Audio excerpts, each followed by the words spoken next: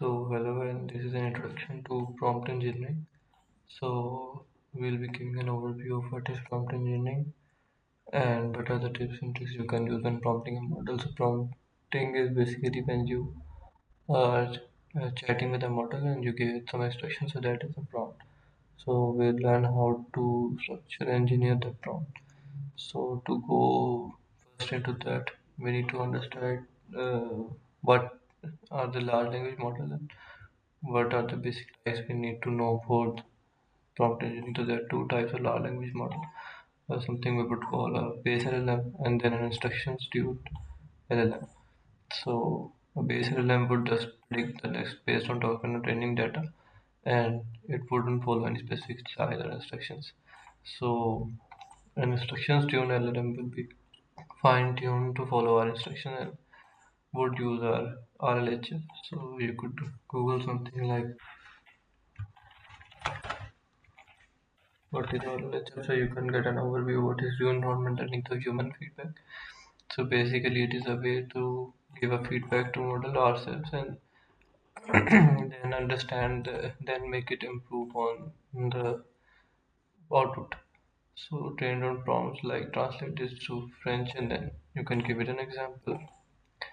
What are the best practices for writing effective prompts is write clear and specific instructions. So all we want to do is avoid ambiguity so that we are very clear about what we want to do and what the model wants to do. So you can think of the model in terms of how you would talk to a person, and like if you're ambiguous with a person, how would that person be able to understand what are you trying to say. So the same thing applies with model. You need to be direct about what you want the model to do. So the example would be that tell me about space, and a good example would be to summarize the key cause and effects of space between USA and USSR in under 100 words. So you are like explaining and specifying everything.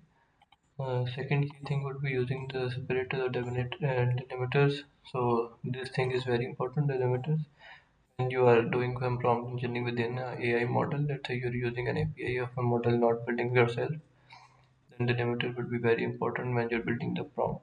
So its help defines the input versus instructions layer. Use code double backticks or XML strikes tag. So like you could use these things and you could use any symbol like let's say this or this or this so just to separate stuff. So for an example would be the quick brown fox jumps over the lazy dogs. Count how many words are in the text, then you can modify the text and you get this. But the limiter basically provides you a separation way of separating different parts of the text. Third point would be ask for structured output. So specify the format you want this and list markdown easy. So let's take you want an example output in simple text form. Then if you it is better if you specify that, otherwise you will get some random output. Return the so example would be return the following information as a JSON object. So then the model could be would know that okay I would need to separate into key value pairs. Fourth point is check conditions or make assumptions explicit. Ask the model to verify if a condition is met. So, like if you're giving a bunch of instructions, what you can do is tell it like if two, like you could do in code, you put if else condition, you can put if else conditions inside your prompt as well. So if the following text contains a sequence of numbers, list them, otherwise return no sequence found. So this way you could get more specific output. Going back to our first point of being specific. Number five is few short prompting. So within prompting there are multiple techniques. Few short, zero short. You can just Google metadata type. So and hopefully it could yes, zero short prompting, chain of thought, role prompting. Then there are multiple types of prompting. Based on your requirement, you can use something like this to get your output in a better way. So for example of using few shorts, translate hello to Spanish, translate goodbye to Spanish, translate thank you to Spanish. Now the model is giving a correct output, so you can basically in few shots, train the model. Another example could be like you could tell the model, say, let's say, give me the sum of numbers.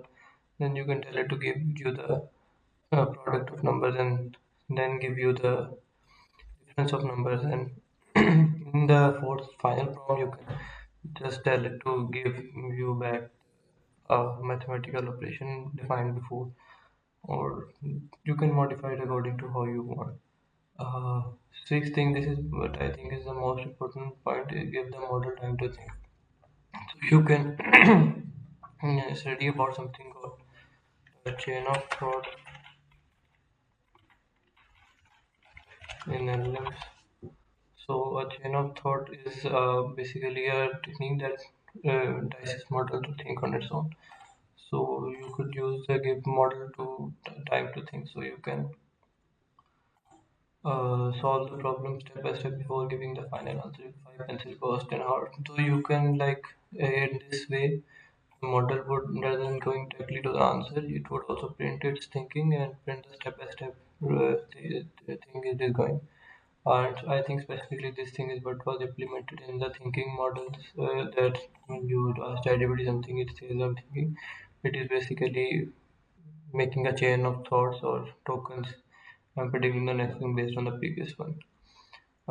Seventh point is instruct the model to generate then compare. So you can like self-evaluation. You can call it, ask it to generate its own solution before comparing to the provided one. So LLMs aren't perfect reasoners. LLM never reason anything. If you tell it like 2 plus 2 is equal to 6, at one time it will accept that, and then your whole something that is called LLM poisoning. You can search what is LLM poisoning. So no, I think this is wrong. Yeah, but you can like give it instructions, bad instructions to basically provide you a bad output. So we want to prevent it doing it accidentally as well. So solve the problem on your own first, then compare the solution to the one below and explain whether it matches. So let's say you're using an LLM for math type of thing or coding, then this thing would be very helpful. So avoid hallucination. Ask the model to cite relevant sources or check in content. Things like this. So find relevant text supporting. So you could ask it to whenever it generates an answer, you can ask it to basically give you a reference or citations of where the answer is coming from. So with this way, you would be able to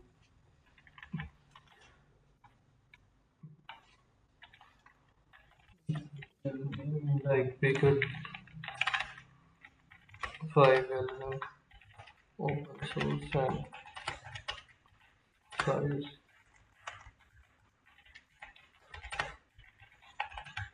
on which.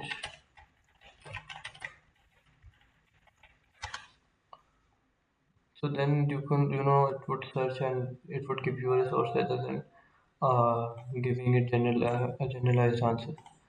So this is one tip to avoid hallucination. Ninth tip would be clear and concise and be as concise as possible. So what I've noticed, if you give it like text in a paragraph form, it would it would give a wrong out.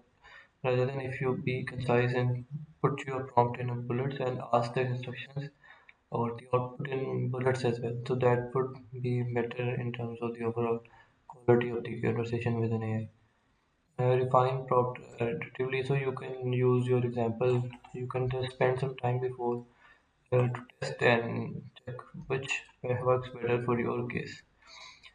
And use hints for binary classification, format output query for each and return zero. So you can like tell it to return zero if it's not like, if you're doing something like tell me within the given text how many are like good like positive points and negative points, and then score them based on 0 and 1 and return, make a table to show what is 0, show in a table that what is negative, put that against 0. So in this way you could like help the model break down the answer better. You can use the LLM for language tasks, or for example translation, paraphrasing, tone shifting, that is heavily used industry. Like I use it all the time. Like I would write something and then ask the AI to make it sound professional or something like this. Summarizing or expanding. Summarizing, I think, is good. With expanding, the model can hallucinate and add stuff on its own which does not exist. So we need to be careful with this thing. So whenever you're expanding, just add some text from yourself and then tell it to expand on that, rather than giving it a one line and then having it generate on its own. Assigned role. So this is something that is called role prompting. So you can set a role for someone. So you are a legal advisor. So uh, you can just Google how role prompting can thing the and explain and um,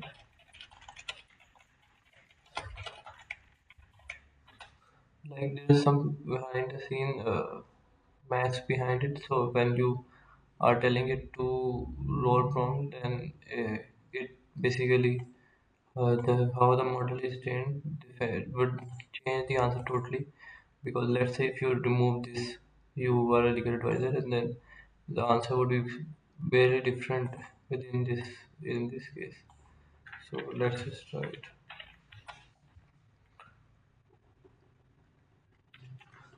So let's just give it this and test.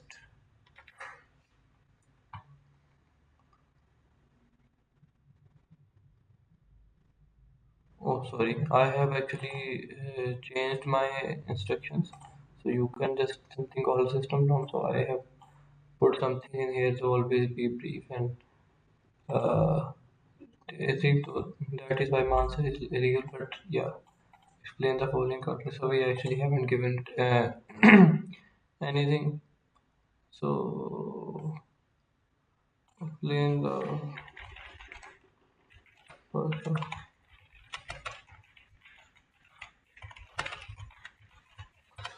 I don't know if the first five articles about hard section, but let's see. Yeah. So here are the answer, but let's say I remove it, the you are a legal advisor thing, then I think the answer should differ. This is a very small example. If you are doing something bigger, then this would make some difference within the answer of the prompt. So then you can control the randomness, so you can modify the temperature to just creativity and randomness. So temperature is equal to 0 is more deterministic, temperature is equal to 1 more random. So temperature you cannot set anything. In here you cannot set the temperature. Let's just check. But yeah, I think you cannot check the temperature here. But when you're building your own model, when you're taking the API key, you can actually set the temperature of the thing. Build custom chatbot, so you can use prompting to create specialized chatbot. And this is what is being sold in. I can speak about Pakistan. They take API, they make writing assistant, math tutor, financial analysis chatbot, and stuff like that. Behind the scene, all they are using is some API of an already built chatbot, doing heavy duty prompt engineering, and then selling it to the customer or client. And the client usually has no concern about like whether they are like getting that directly or indirectly. They just need their work done rather than uh, build making a cost and adding a cost of building their own model. So in this way, it is better for them, and for the consumer side, it is this is easy, and for building it is also easy. But yeah, this is something that is being used, and uh, that is it for this part.